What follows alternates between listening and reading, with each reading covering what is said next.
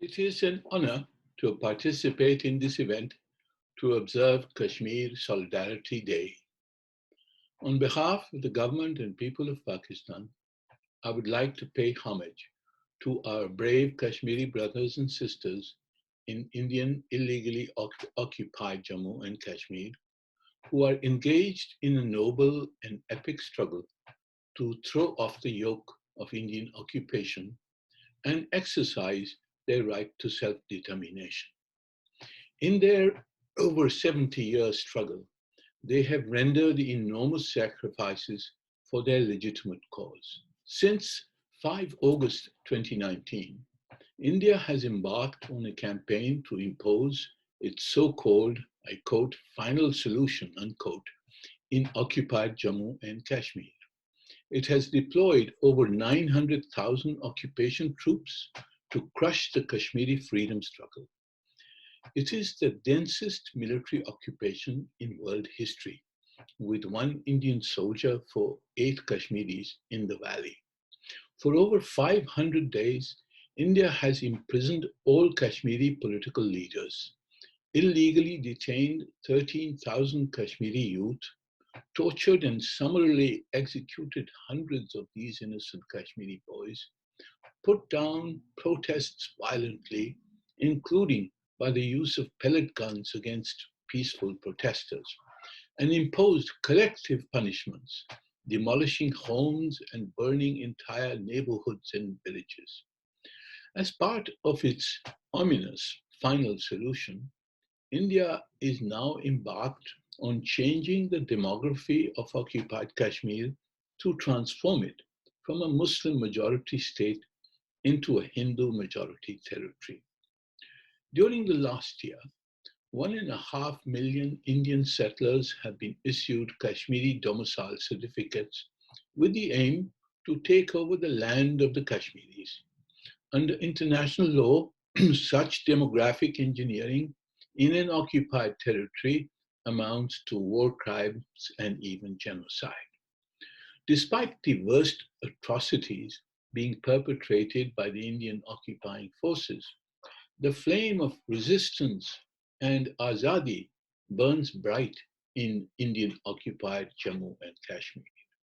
The brave and courageous people of Jammu and Kashmir have continued their noble and epic struggle for freedom and self-determination. Their enormous sacrifices will not be in vain. The government and people of Pakistan fully support the legitimate Kashmiri freedom struggle. The Kashmir and Pakistan are inseparable. The K in Pakistan's name stands for Kashmir. We cannot and will not relent in our support for the Kashmiri struggle for self-determination. The Kashmiri freedom struggle has to be waged in several ways and at different levels. It is being waged by the brave Kashmiri people within occupied Jammu and Kashmir. It is being waged by the Kashmiri leaders who have now been incarcerated for over 500 days. It is being waged by their brothers and sisters in Azad Jammu and Kashmir who have kept aloft the banner of the Kashmiri struggle. And it is being kept alive by the people of Pakistan under the committed personal leadership of Prime Minister Imran Khan. It is being kept alive by the policy declarations and high-level exchanges of the Prime Minister and the Foreign Minister with foreign leaders. It is being kept alive by the brave Pakistani armed forces who are battling Indian-sponsored terrorism and subversion. Their strength enables the Pakistani nation to resist India's threats of resorting to aggression against Pakistan due to our support for the Kashmiri freedom struggle. This struggle is being waged by Pakistan's diplomacy also, by our foreign ministry and our embassies who are actively exposing India's atrocities and colonial intentions in occupied Kashmir. Its attempts to spread fake news about the Kashmiri freedom struggle and its aggressive actions against Pakistan. Kashmir's message is being spread by Pakistan and the Kashmiri diaspora in every corner of the world. A significant part of this diplomatic struggle is waged at the United Nations, in the Security Council, the General Assembly, the Human Rights Council, and in the interactions with the UN Secretary General and high UN officials. The aim is to rebuild international support for the legitimate Kashmiri cause, which India has tarnished over the past 2 decades by equating it with terrorism.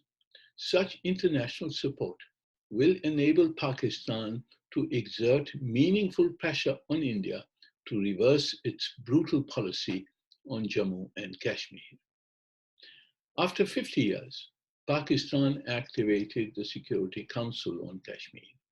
Since 5 August 2019, the Council has considered the situation in Kashmir on 3 occasions.